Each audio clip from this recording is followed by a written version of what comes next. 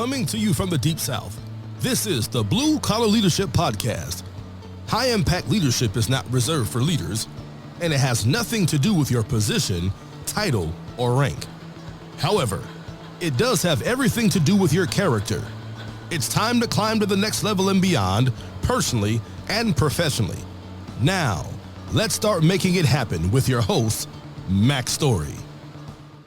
Hello, and thanks for listening to the Blue Collar Leadership Podcast today. Or if you're watching on the Real People Getting Real Results on the Blue Collar Leadership YouTube channel, thanks for watching there. And I got a special guest today, and I'm excited to introduce you to Mr. Ben Hopkins. He's the host of the Warehouse Underground, which is a phenomenal podcast. And I'm going to let him tell you all about it since he's here. But I had the privilege of being on his show recently, and he aired that as episode 31. And I'm telling you, Ben don't play. So welcome to the show, Ben. Thanks for having me on the show, Mac. It's like we meet again, deja vu. It seems like it was just yesterday we were chatting. Yeah, man. When you interviewed me, I wanted to know about you, but you were interviewing me, so I didn't get to ask all those questions. And you agreed to come back, and I get to talk to you today about who you are. And one question I always ask everyone that comes on the show, because I like everybody to know who watches, or especially watches on the YouTube channel. I want them to know we're connected. I don't interview random people. I get requests every day to be on my show, and I just delete them. I don't take requests. I find folks like you that I know somehow. So do you remember how you even come to know me or discovered me or anything like that? I know you said before you listened to my podcast when we I have. Yeah, I have. So I have a website called the Warehouse Underground. I run that website, and with that is the podcast. And part of that is growing my network. So I'm connected with a lot of people that work in the warehousing and distribution center, fulfillment center industry, really from all levels, hourly up to the director and everywhere in between. And so when you do that, you start to get linked up with a lot of people, and you know how the internet goes. This person knows this person's connected to this person. I think I stumbled upon you somewhere in that building up of that community. Okay. And I think it may have been there. I think Josh Newman, who is he's a member of my website. He follows the podcast. He mentioned you to me and said, you should check out this Mac Story guy. He's doing awesome work out there. And so I reached out to you. I like, Mac, this is great. I love what you're doing. Reach out to you. I listened to all your shows, and you came on my podcast, and it was great. I think we really hit it off. So I think that's just the power, I think, of LinkedIn and networking and putting yourself out there. You stumble upon some great people, and I think that's how it all started. Yeah, and you got great content, and your show looks so well produced. I mean, everything's squared away. You made us elevate our game. This background we have here, we didn't have that before. It was just black, and then I saw your show. I was like, man, he's got a cool background. Hey, Rhea, make us a nice background, and that's why we elevate. You elevating our game, Ben. Yeah. So I like it. Yeah, I like it. It looks really good. Well, Rhea's awesome like that. She just makes stuff happen. It ain't fancy like yours, but it's different. Yours is cool. I love the forklifts. I don't know if you did it on purpose, or probably did since you're so cool, but you got the two spotlights. The lights look like they're shining on the people when we're talking. It was pretty cool. Yeah, the funny thing about that background is when I was building the website from the very beginning, I mean, I've been running it for almost 2 years now. You're trying to find art and everything that goes along with it, and the background and everything. And so I stumbled upon this website that had a lot of pictures of warehouses. And one day I came across that one, and I thought, man, that's really cool. But when I saw that photo, I had no intention of launching a podcast at that time. I just sort of saved it away because I thought the picture was cool, the way that it looks.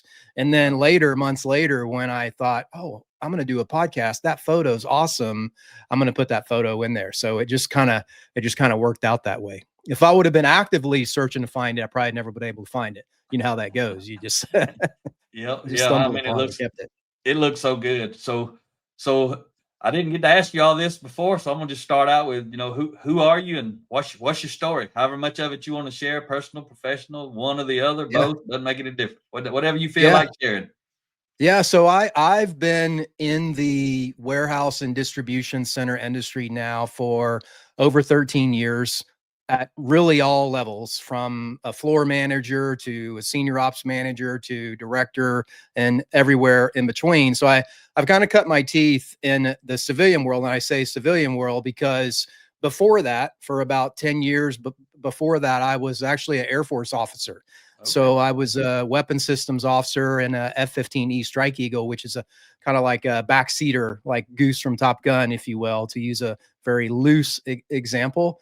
And so my wife and I, we lived a whole separate life with that. I ended up flying. I was an instructor. I became an instructor of instructors, and 2 deployments to Afghanistan in the jet, and over 100 combat missions and the whole life. Right. So I lived that life, and then kind of worked in the civilian side in the warehouse and distribution center industry now, which I got to say, there's not a whole lot of people, Mac, that I've come across in my career that have been in fighter jets and in fulfillment centers. So I may be one of one on that. I'm sure there's probably others, but I don't know many others. So you actually flew in the back seat. That was your job. Whatever happens in the back seat, that's who you were doing that job back there. Yeah, I did. So the Strike Eagle was a crew aircraft that had a pilot in the front seat, a weapons system officer in the back seat, which worked out very well for close air support, which is what we flew when we went into Afghanistan, because there's so much happening on the ground. You're flying in support of whoever, the Army guys on the ground or the Navy SEAL teams on the ground or whatever's happening.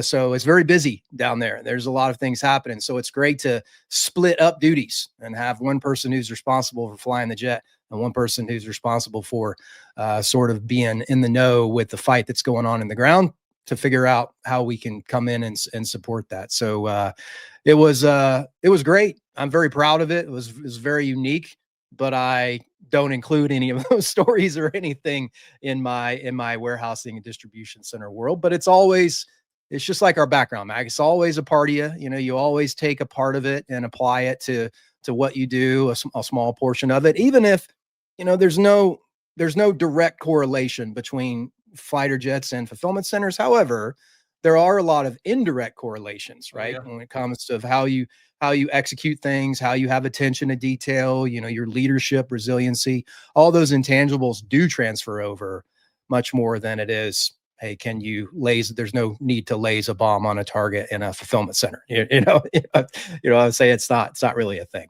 Yeah. Well, I appreciate you, man. I appreciate your service to our country. And I know a lot of our listeners definitely appreciate that as well. And you got to have some cool stories, man. You probably could write a book on just some of that stuff. And you might have to write a fictional book that's got some truth in it, you know. Well, as they say in the fighter community, you have to have at least 10% of the story has to be true. If 10% of the story is true, then you press forward. Then it's good to tell. Yeah, man, that's cool. That just seemed like I've never spoken to anybody who was a pilot or got to ride in the back seat like that in one of those jets. That'd be I mean, I probably have spoken to somebody, but not in detail, and I don't remember it. I remember yours, and especially with you being on here. But that's got to be awesome. I mean, when you ain't doing your job, you long for the ride, man. It's like you at Six Flags back there hanging out, huh? Yeah, I mean, there I have a lot of great stories from my time in the community and the jet, but it's like they say, Mac, you know, the thing that you miss most about your time is not necessarily the jet and flying it, although that was great. There was a lot. What you miss most is the brotherhood, you know, the camaraderie that you had, just surrounded by fantastic people that you could trust, that had your back, that were honorable. Everyone was like that.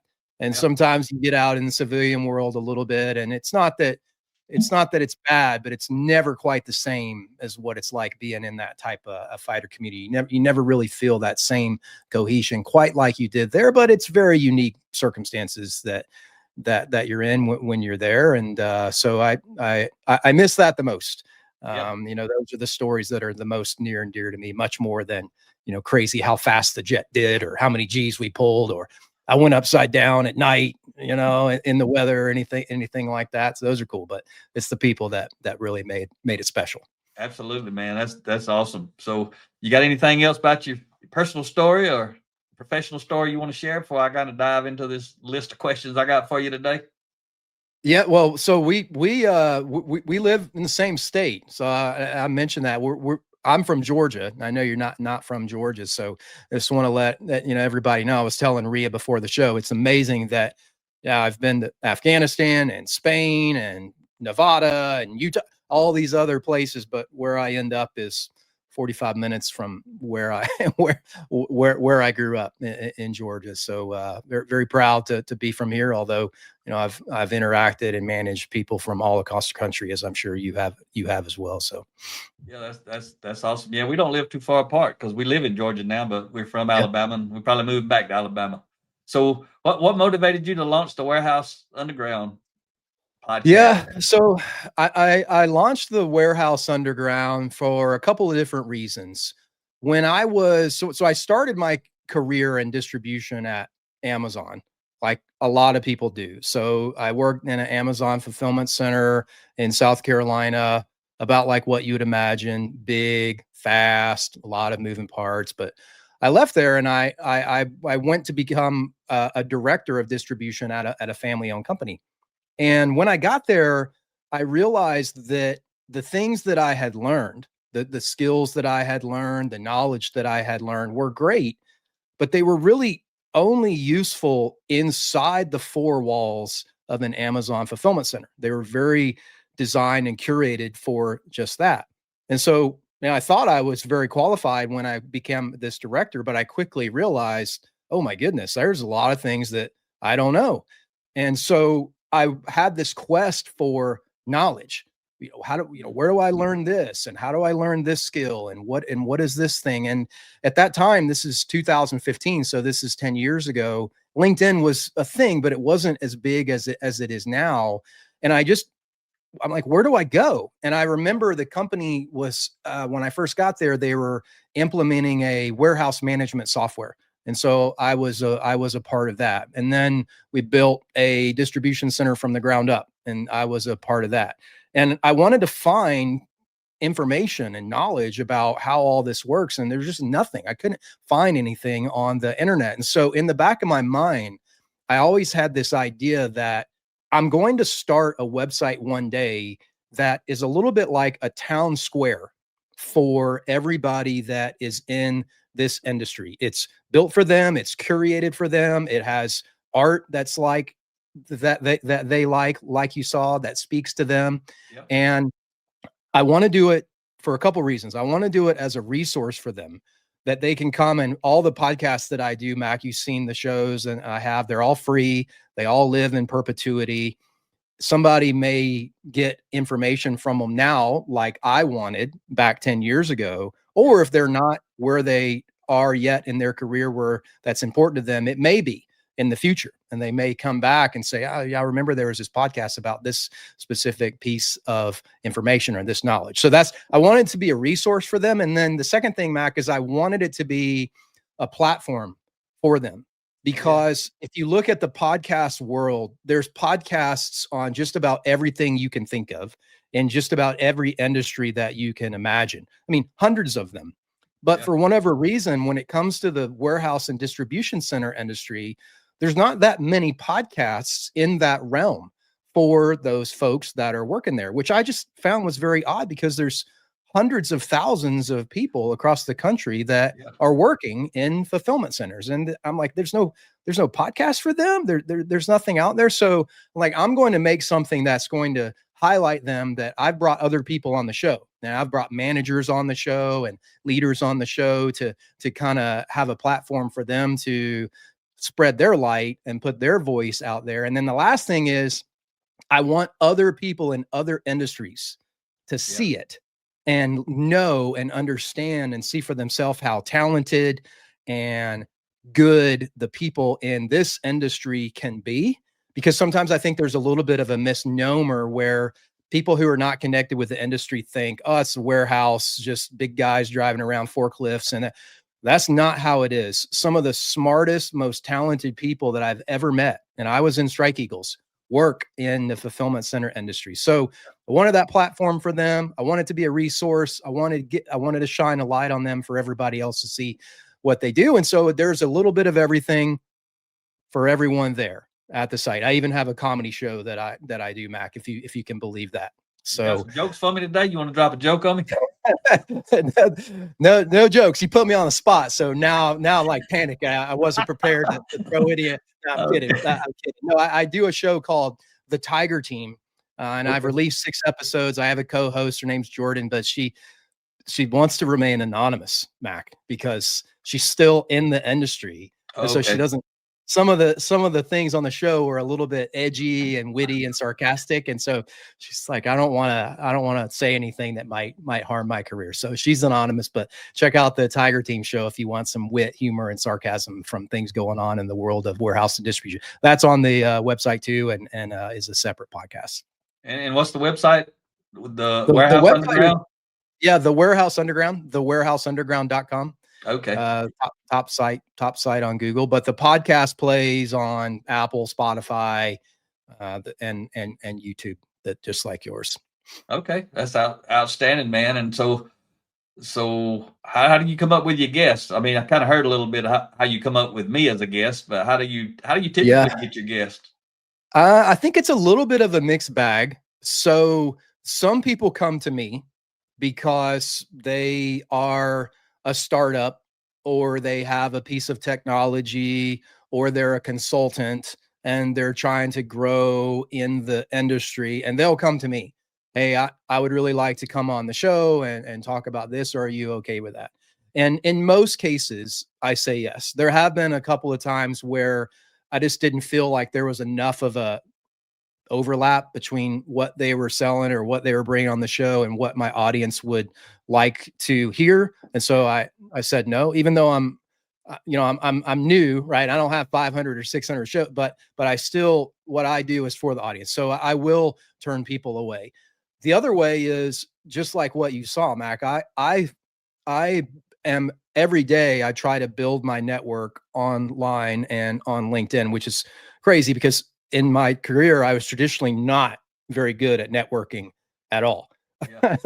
like I tell this to people, I'm actually a fairly introverted person, which sometimes people don't realize, because they're like, what you're doing the podcast and the show. I'm like, yeah, but that's just because I'm doing it for the community. So it was hard for me, but now as part of growing the website and everything, you have to get out there and you have to network and you have to meet people. And so once you start doing that, it's just, you come across so many unique and talented people that are putting it out there in the universe, right? They're putting stuff out there on LinkedIn. Yep. And when I come across people that I like, that I find very insightful, that's in the same kind of area that I'm at, I just reach out to them. I reach out to them and I try to kind of develop a rapport with them and maybe start a conversation, and then eventually say, hey, I also run this podcast. Would you be interested coming on the podcast? It's free. And I can help you kind of grow your network and the whole thing in the warehouse and distribution center industry. So it's really just a mixed bag. And, you never know. You never know you never know who may end up on the show. I'll just leave it at that. So yeah, because I got some very interesting guests lined up. What was that? I have some very interesting guests lined up. Oh, you got some coming. Yep. Hopefully Carlos Cody. So I sent him some of the questions. And so hopefully I know you're close with him and he's worked closely with you, and I'd love to get him on the show too. I hope he's listening. Yeah. He'll get on there. I don't know. He's a busy guy. I'm sure more about how busy he is than I do at Amazon, but he's got, a family and stuff, but he wants to be on your show. So I know that'll happen. And that's going to be great for your audience. So out of the shows that's happened so far, which is there any show that stands out for you the most, and why? Maybe you unexpectedly learned something, or somebody was interested, that kind of thing? Yeah. I learned something from every one of my guests that I have on the show. And I'm sure you can appreciate that, Mac. I mean, you talk with people and when they're very open with you, when they're very honest, when they're very authentic, I'm not just hosting the show. In fact, sometimes I catch myself being just an observer of the show, right? Yeah. As it's going on, and I'll have to remind myself, oh my God, like, no, I have to drive the questions, I have to do everything because I'm the host. But sometimes people are so interesting. But I would say, the one show that always will mean the most to me is just always number one. And I think you can That's appreciate this because I had my first guest on. I reach out to a guest. His name's Casey Winans. He is a warehouse management consultant, does incredible work out there in the industry.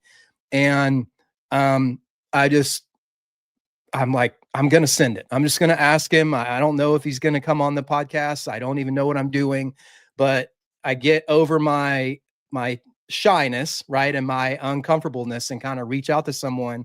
They say, yes, you create a show. And it's that moment where you've made this big leap from something exists in your brain. Something exists in your brain. You think about it, you think about it, you think about it, you sleep about it. But the moment where you begin to turn it into a reality is where it's kind of like a little fire. If you've ever started a little fire when you're camping, the hardest part is kind of getting that first ember to kind of take root. Once the fire gets bigger, then you just throwing some twigs on it, it gets bigger. But that first thing is always the part where you celebrate the most. You don't really celebrate once it's a roaring fire. You celebrate when you first get it started. And so I think for me, kind of doing that first show, even though when I go back and I listen to it sometimes and I see the visuals, I'm like, what, what was this? Terrible. Why did I ask that question? The audio is horrible, right? The sunlight's like shining on my face and you can't see my face. Yeah. Like I didn't know how to do all those things, but it doesn't matter, right? Because you learn all those things over time as you go. But kind of taking that leap to that first thing, I think for me personally was just the biggest moment. And that's why I think it will always be the most special show to me, no matter how many I do. Yeah. That's when you made it happen, right? Yeah. That's when you quit talking about it and started doing it. Yeah. So, go ahead. And then second show, I think the biggest milestone was I picked up a sponsor, right? So which is another big moment for website creators or podcasters where you're like, you serious? Somebody like wants to pay me to do ads for them and and so Warehouse on Wheels is the first sponsor of my show. And I had them on the show and I really love to kind of help spread the word for them and tout them. And we're in alignment, their audience, their crowd, the people they serve is warehouse managers, and that's exactly who I have too. So I would say the first show and then the first sponsored show that I did was the two big moments. So let's serve them well, if you don't mind, for a minute, because they helping you help the world. So what is Warehouse on Wheels? Tell me about it. Let's give them a shout out. Warehouse on Wheels is at its core is a storage company. And so they are all across North America, Canada, United States, and Mexico. And I think they have over 35,000 storage trailers. And so running out of space in warehouses is a common occurrence, distribution center, and even manufacturing too. I mean, they have a lot of manufacturing plants that really just start to get jam packed in their building and they can't expand. Right. And so they need some type of relief valve where they're going to handle all this pallets, all this extra space. And that's where Warehouse on Wheels comes in. So they deliver storage trailers right when people need it, right to their door. Very easy to work with them. They are a gem. And I know this from personal experience because when I was managing in operations back in the day, 10 years ago, I ran out of space in the facilities that I ran, but I didn't know there was no solution for me back then. I didn't have a relief valve like Warehouse on Wheels to move some stuff out in storage trailers in my yard. So I just put it down the aisles and it got everywhere and it was a whole big wreck, right? A whole big mess. You got to go rent a space, and now that's a lot more cost and transportation in between storage facilities. It's a lot. So that sounds like definitely a value added service that they provide for sure. Yeah, they're great. Very good leadership too. Very just a great company. You should follow them on LinkedIn if you don't. Jonathan Brooks is the CEO there. Fantastic guy. I've really enjoyed working with him. Good deal. Well, it's a privilege to share them with whoever's listening to my podcast. Somebody might get some value out of that and get some service out of them. So, or give them some service, some business. Yep. So what's the best thing about working in an FC DC? And tell us what everybody don't know what FC and DC stands for. Yeah, so if they get used interchangeably a lot. So a fulfillment center or a distribution center. So Amazon is the most well-known fulfillment center out there, but most companies that you've heard about, most big companies will have some type of distribution center for fulfillment center that supports them. So anyone who is shipping product to your door or to businesses is going to come out of fulfillment center or distribution center. And I think one of the very good things about working in an environment like that, Mac, I found is that the the the diversity spectrum of people that you lead is very, very broad, right? When I was in the Air Force, it was very narrow. But one of the things I learned about working in fulfillment center world is you have blue collar people working in there, you have white collar people working in there from every demographic, every race, every sex, all shapes and sizes, like you name it. It is a great sample of the United States as a whole, I think, what you see when you are inside of a fulfillment center. Yeah. And so the types of leadership development that you get to practice there, that you get to have in there, leading people of all types is fantastic. And I think the people that really pour their heart and pour their self into leadership development, learning how to become a better leader, learning, reading about it, networking, gaining information, and then putting it into practice, and then getting that feedback of, hey, what's working and what's not working.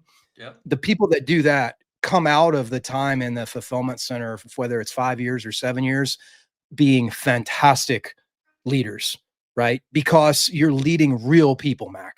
And that's the thing that I love about it most is it's not like you're not leading in a boardroom. You're leading in a physical environment on the floor with people from all classes and all shapes and sizes. And that's one thing that I've always loved about working in the fulfillment center world. And that's why I like blue collar leadership. I mean, I've led thousands of hourly employees in that world, in that environment. And some of them, Mac, were some of the most talented people that I've ever came across in my life, my career. They just had not been developed, right? They had not had that opportunity. They had not heard the word, the light bulb hadn't come on for them. And when you're in a position where you can help that happen for them, there's just like, that's so intoxicating, right? It's better than any drug to see somebody that can really, like we said on my podcast, they were one way and then they went another way and they never turned back. Right. And I think, leaders and FCs are really have a front row seat for that. I mean, they're right at the front lines of being able to change hundreds of people's lives, really in a really meaningful way. And I've always found that very special. Yeah, that's good stuff too. And in this civilian world, it ain't like the military. Everybody's not getting training all the time. They're not getting trained how to follow and trained on how to lead. And you ain't got the uniform code of military justice to keep everybody squared away. And they don't have to come back tomorrow if they don't like working there today. So it's quite a different kind of challenge as a leader, isn't it? Yeah, but I think one of the challenging parts of it is, and you and I have talked about this, people want to know about ROI. Business owners want to know about ROI, general managers and senior leaders. And I understand that. And in the fulfillment center world, there is a lot of pressure to hit certain metrics and KPI. I mean, just everything that you can think of is measured, and it's constant pressure. Every day you go in there, everything. And so the risk is, I think, that people that go in there that are pure leaders when they go in can be consumed by all of the pressure of money and metrics and KPIs, and that rules the day. And then all of a sudden, if you're not careful, you turn into just someone that's consuming 100% of your time, and you've forgotten about the folks that are working in there and developing them and all that. And so I think that's the downside of working in a high pressure FC is losing sight of what it means to be a pure leader of people, because you're so under the gun to hit this metric or explain why you didn't hit this or hit this number, and all that. And so the leaders that can have a place for both of them in their brain, that can create a healthy balance of each side of that, I think are the ones that are going to succeed and have the most success in that environment over the long haul. Okay, so you may have just answered that other question, but I want to make sure if that was the answer to it. I'm not sure, but I asked you about the best thing about working in a FCDC, and I was going to ask you about the worst. Just what is that? Was that your answer, or is that something different? Yeah, no, that is the worst thing for me. I think is just it's not it's you can turn it into a positive, right? Yep. You can learn strategies on how to do that. But for young managers that start out in the world of fulfillment centers, and I've seen this a lot over my career, they come in on day one and they're they're great. They're very positive. They're very engaging. They have great energy. Day one of year three, you see them and they're a completely different person because they've just been overwhelmed by the pressure and the numbers and the metrics, and it's almost like they don't even look like the same person anymore.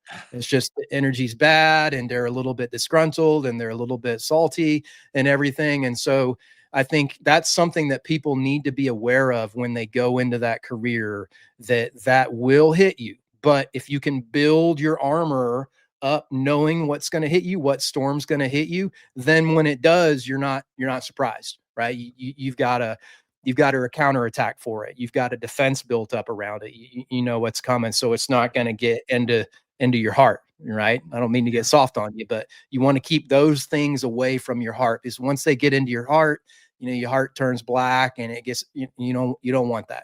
Right. So I think, and that's not just in distribution. I know that happens in factories too, and manufacturing, and really every career out there.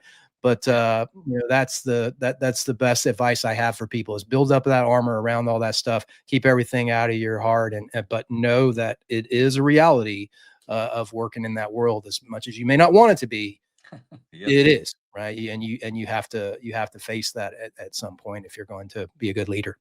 All right. So what kind of folks, talking about that, what kind of folks excel in that industry? What kind of people thrive? What kind of traits do they have? I guess what I'm asking really is what kind of character type traits that people bring to the table that do have a great experience? I think a little bit this depends. And so I tell this to people sometimes, in the fulfillment center world, there's a seat for everyone on the bus. And so some people naturally gravitate towards being vocal leaders, right? They like to be leader of people, and they like that, and there's a spot for them there. But there's also a spot for people that don't want to be a manager. I've encountered a lot of people in my career that say, I don't really want to get promoted up into a manager. I like to be a solo contributor in my area, and there is a life for them there too. There are lots of side projects and research and data and analysis and everything. And so that is onus is on people to speak up and let people know, hey, this is the type of thing that I gravitate towards. Because if you put somebody in their wheelhouse, they're going to hit. You know what I mean? So I think that's the step one. And then the second thing I think that people excel is they just very comfortable with a fast pace, right? Making decisions in a very fast pace, a fast dynamic environment. There's not a lot of time to really, research things and do all that. Like in a big fulfillment center, it's moving fast. So people that are comfortable with that ambiguity, that are comfortable thinking on their feet, that are comfortable trying new things, are the ones that excel. And that means that you have to have a firm foundation of leadership built up ahead of time before you go in there. And as you start working in there, because when the storm hits, when the race hits, that's not the time to realize you don't really know what you're doing. So I tell people, just like we talked about on the show you did with me, Mac, like you've got to always be reading, you've got to always be reading, gaining knowledge, gaining perspective, because that's the things that you have. That's the armor that you have and the weapons that you have when it comes time to execute, and things don't go as planned, or they're going fast, or they're changing fast. That's the time to say, boom, I already got it. I've already got this. I've thought about this. I'm ready for this. And then everybody looks and they go, that's the guy or that's the girl I want to follow right there. He's assertive. He's confident.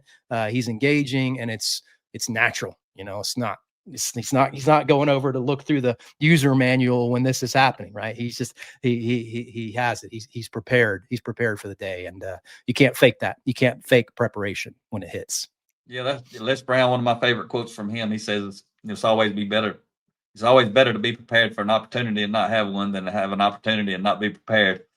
And that's really what you're talking about. So on that topic, what's your favorite personal growth or leadership development book that you've ever read, and why? So this book, yeah. I'm sure you've heard of this book. So actually, I haven't heard of that. Oh, no. Oh, it's John Wooden on leadership. John Wooden was a basketball coach at UCLA in the 60s.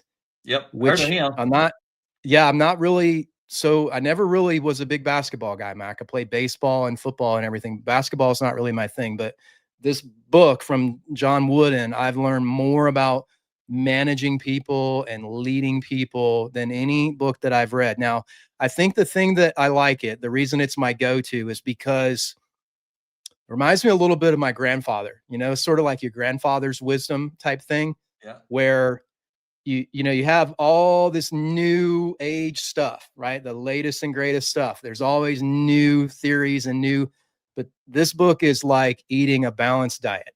Like there's all these workout fads that you can do, everything under the sun. But at the end of the day, if you drink water, get 8 hours of sleep, eat healthy, exercise, you're going to be healthy. That's this book for me. And so I think anytime I ever start to get off kilter or I always come back to that book to go, I'm going to read a wholesome book that's written from somebody that reminds me of my grandfather. That was the basics that was written in the 50s and 60s about leadership and the pyramid and the foundation for there. And I think it's fantastic. He talks a lot in there about a concept that I like, and that is, and I'm getting ahead of myself here with the question that's coming up, but one of my favorite quotes in there is he expects 100% from his players, right? And himself. And he says, if you underperform one day, if you don't give your best one day, you can't make it up by giving 110% the next day. That's right. You can give 100% is what you can give. And I always chuckle when I see sports or athletes on TV, and it's like some people give 110%, and then if you pay attention, Max, some people say 150. I've heard some people say 1,000%. Like, wow, well, that guy's giving 1,000%, so he just makes the guy who's given 110% look like a chump. Yeah. There's one number. There's one number you can give 100%, and that is your maximum ability, and only you can define what that is. And so John Wooden demands 100%, and I think for everybody out there, for me, I've always tried to remind myself that, okay, someone is always going to be more talented than me. Someone's always going to have more opportunity than me. Somebody's always going to be in a better situation than me.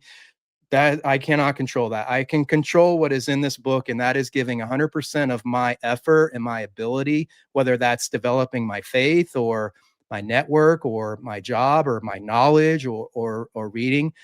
I can live with that. Right? Whatever the chips fall, if I give 100% of my ability, I feel like internally that I am the best position that I can be to succeed. And what other people do, I don't know. And I'll know, and I'll know that there's been times in my life where I was not giving 100%. I was given 70% or 60%, and I had every excuse under the sun.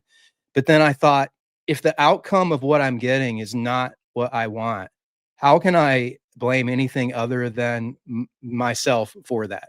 Right. And so I like that book. And then there's a second book quick, I hate to interrupt you, but will you read the title of that book? And for the people who are listening and not watching, what was the title of your John Wooden book? The book is Wooden on Leadership by John Wooden and Steve Jameson. Okay. All right. So the folks listening got know what we're talking about now. And John was actually a mentor of John Maxwell. I don't know if you know that or not. Okay. Yep. So and I just love it because it's just old fashioned, and he was one of the most successful college basketball coaches of all time. I mean, and so The second book I've read, and this is why I say I like to have a foundation built of wholesome leadership, because and maybe you can appreciate this, Mac, but the farther up I began to get in my career, the more I started to realize there's other forces in play with some of the other people that I work with, other senior leaders, that they don't necessarily share my same foundation, right? Yeah. And so there's another book that I have read called The 48 Laws of Power. Okay. Now, this is not a leadership book. Okay. In fact, it's not a very good book to read unless you have a good foundation first. But 48 Laws of Power kind of talks about some of the things that people do that is more from the bad side of leadership, the manipulative things that people do, or the things that people do to conspire against you. And I found as I went higher in my career that was happening to me, and I didn't know what was happening. I was too green to understand that, because I came up from pure leadership, right, in the military and the Air Force and John Wooden. And so, 48 Laws of Power helped me to understand, here's some of the things that people are going to do that's bad. One, you know that it's not necessarily bad, right? Just a little, but not necessarily wholesome. And so it's helped me to understand what the other team sometimes is doing, so that, again, I know how to build my strategy. I know how to build my armor around that, so that I'm not surprised when someone tries to do something to manipulate me or get one over on me or do something like that. And then you kind of know, so what the opposing team's doing. So 48 Laws of Power, but don't read it unless you have a good foundation of a good moral foundation of who you are, because it's more of the dark side of what people can do. Well, you got to have a foundation to know what you're reading ain't what you need to be doing. It's what you don't need to be doing. Sounds like, maybe. Yeah, that's right. That's right. If you want to lead with a high degree of character, if you value manipulation, that book probably great for you to go help you learn how to manipulate folks and dominate and dictate. And it's not what me and you are about. Not a good long-term strategy though, Mac, and certainly not in the fulfillment center industry. You will burn out with that eventually, because there's another quote that I like, right? And I'm sure you've heard this: if you take care of your people, they'll take care of you. If you don't take care of them, they'll take care of you. Yeah, in a different way, right? Either way. Is that your favorite leadership quote, by the way, or the one you shared earlier, or you got another one in the bag? I think I like the one about the 100%. I think 100% is what you should expect out of yourself and everybody else. And if you find that you are feeling like you need to give 110% or 120%, you can't. And then that's an indication that you're not consistently giving your very best every day. Yeah. That's you. I just got to share one thing right here. You're talking about that. When I was in manufacturing, I was on a night shift, and a day shift guy used to always get angry with me because I'd run like 150%. But in the manufacturing world, you can do that when the rates are wrong, and that's what was wrong. The routed rates were wrong. So he was running like 90%, thinking he's doing good, but he knew. I mean, he just kind of goofed off most of the day and piddled around. But I actually come in and worked, and I wasn't the guy I am today. And back in those days, I come in he came in one morning when I was on the night shift, and he walked up kind of sarcastic, why are you making us look bad, man? I said, what are you talking about? He said, because you're in here running 140 or 50% every night, and you making us look bad. Now, I wasn't the guy I am today. I'm talking, I was 20 something years old back then, and I reached out and shook his hand, and he kind of shook it reluctantly. And I said, I just want to thank you. He said, what are you thanking me for? I said, because if you actually come here and work all day, I wouldn't look special. I'd look average. But since you come here and goof around all day, you're making me look really nice. So I appreciate it. That was before I ever read any character development, leadership development books. And I was a little different guy back then. But it was the same thing. You can't you can't do more than 100%. Yeah. I think, and I just find a lot of comfort in it. Right. And I think that's what you can do. And your 100% is going to be different every day. I mean, I have kids, right? And so I have a 6th grader and a 7th grader. And when they were little, that took up a lot of energy. And sometimes your 100% was not what your 100% was the next day, like you tired or whatever. But I think people internally know whether or not they're giving their best. And if we're honest with ourselves and we are choosing to spend our time on other things, right? If we are giving our time to other areas, the outcome that we will get, the scoreboard is going to reflect whatever the inputs are over a long enough scale. And so if you're not happy with what your scoreboard is showing, then I think I always tell people, then you need to look at what the inputs are, because the inputs is what ultimately leads to what comes on the scoreboard. So, you know, it's hard. It's easier said than done. And I think it's something that requires work and effort and commitment every day to do that. And I fail at it a lot. Right. I don't know what, like many people do, but I think if it's something that people say, no, I care about this. I acknowledge this. This is real. I'm going to follow this. I think that's the first biggest step is just sending it and moving from there.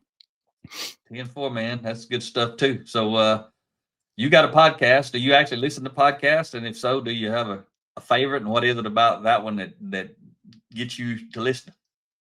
A blue collar leadership, right? I'm exempt. I'm exempt from the answer unless that's actually 100% the truth. But is there one you actually do listen to and you like?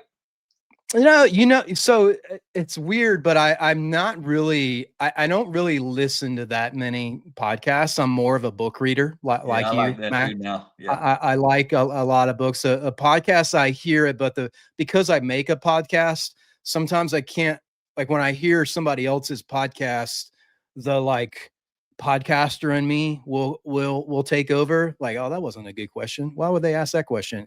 Oh, their audio is terrible, right? Or their lighting, right? All these things that I know about behind the scenes, and it ruins my podcast experience. But if you read a book from people, that, like, I'm a podcaster, so I can say this: coming up with questions and asking people question takes like a minute to do.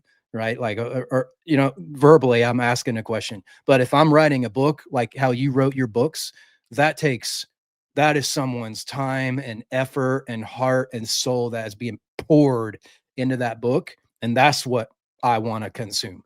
I mean, I like podcasts, but sometimes they can be a little bit surface level, but somebody's heart and soul and their spirit goes into a book. And if you read that and consume that, that's like eating, your fruits and vegetables, man. You getting healthy and you're getting good. Some podcasts a little bit like eating junk food, I think, a little bit.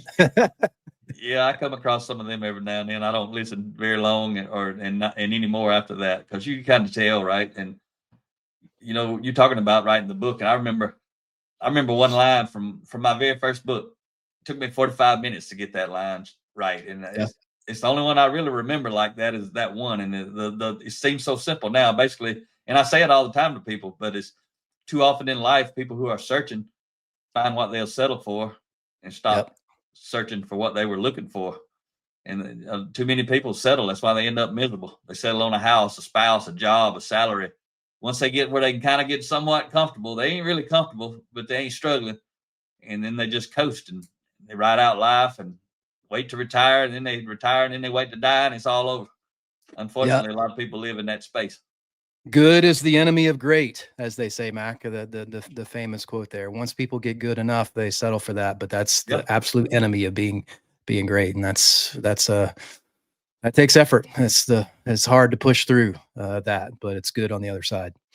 Yep. So everybody who comes on my show, I send them a book. So Rhea and I have a lot of books. You can pick from any of our 35 books. I don't know if you know of any books of ours you want at the moment. If not, you can just text me or message me or whatever and let me know. But if you want to preview some of our books to see what might interest you, you go to bluecollarleadership.com/download. You actually can read the first 5 chapters and see a preview. Nice. Most of them are the first 5 chapters. Some of them are some other chapters or something like that. And you just let me know and we'll get that in the mail. We just need your mailing address and we'll get that to you. Yeah. I'm honored, Mac. I really appreciate that. And I owe you some things too from coming on the Warehouse Underground podcast. So I gotta get you a towel and a little pint glass and the whole bit. So I've got some good swag for you. Okay, that's cool. All right. So is there anything that we didn't talk about, I didn't ask, or you didn't get a chance to say that you'd like to drop right here at the end of the show? No, it was an honor, Mac. like I told you in the beginning, I've listened to many of your podcasts, and I just want people to know it's very honest and authentic and great advice. I mean, it is great advice. And I was listening, I had my wife listen to some of it too. I'm like, this is so insightful. I'm like, this Mac, he is just 100% full tilt on leadership in his walk with Christ. I mean, he's a fantastic example of what I think humans can be if you make a decision in your life like you did of, I'm going to live this, and that's going to be my competitive advantage. I'm going to live the things that I say in my book. And I find that so endearing, Mac, because I know you do. And there's a lot of people that don't. They're one way on the camera or behind the microphone. They're another way in their life, and you're not that. And I respect that more than you know, and I appreciate that. And it comes through on all the podcasts that you do. All the episodes that you do are very authentic and genuine, and that is more and more rare these days, my friend. So thank you very much. Yeah, well, thank you, man. I didn't expect that at the end, but that was nice, and felt good to hear it. And that is my goal, and Rhea's goal is to be authentic. Whenever somebody tells us that, we have a lot of people tell us that after we speak someplace, and that's the number one compliment we can get from anybody is we're authentic. And the key to that, like I tell people, you got to be authentic in a way that when you're being authentic, you're actually building trust with people, and people. You know, some people can be authentic and be a jerk, but they're being authentic because they are a jerk. So that ain't a good way to be. But at least I like that guy. He's my jerk. He's an equal opportunist jerk to everyone. I like. He may build trust because he's being honest, but he's creating a lot more distrust because of who he is when he's being honest. He's not a good person. All right. So, all right, Ben, I appreciate it. I hope folks go out and listen to some of your other episodes. Check out your website and check out your Tiger. What was the Tiger thing again? Tiger Team. Yeah, the Tiger Team. The Tiger Team at the Warehouse Underground. The show, it also plays on the website on the Tiger Team, and it's on Spotify and Apple as well. And it's pretty funny. I think people like it if they listen to it. But they really, you gotta have to be from the world of warehousing and distribution to understand some of the humor, you know, because it's unique to that industry. But I think anybody who's worked in that type of within the four walls of a facility can find some humor in it. All right. Well, we'll wrap it up. And I meant to say something for my listeners to begin with, and I forgot, so I'm going to drop it right here at the end. I'll have to put it at the beginning of the next one. But I just want to let you guys know, if you listen or watch, Rhea has talked me into getting on TikTok. Until last week, I don't even know what TikTok was. I didn't care. And so for anybody out there listening to me who is on TikTok, I actually already been doing it. Rhea turned that into a full-time job for me the last week. I'm having to learn how to post and edit and do all that stuff. But I like to talk. I like to teach about leadership. So I kind of like it because you can just put little nuggets out there, and we got 40 years worth of nuggets of content already. So I can just go back and pull out little 30-second clips here and there and put that out there, and people who want it can get those little nuggets. So if you're in my audience, if you're on TikTok, go look up. It's at the Blue Collar Leadership is my handle, and Rhea.story is hers. So check us out and listen on TikTok, or watch us on TikTok if you like that platform. Are you on TikTok, Ben? Just in case I need a shout out.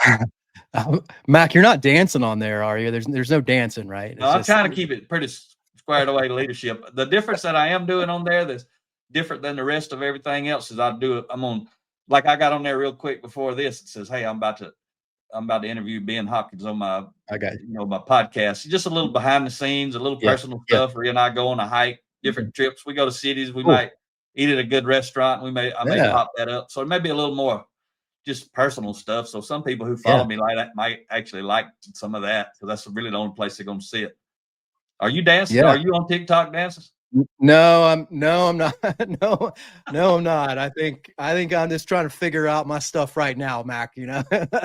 TikTok maybe in the future, but no, I got my hands full with my stuff right now, early in the game. So no TikTok for me. Okay. No TikTok for Ben Hopkins, but maybe one day. Yeah.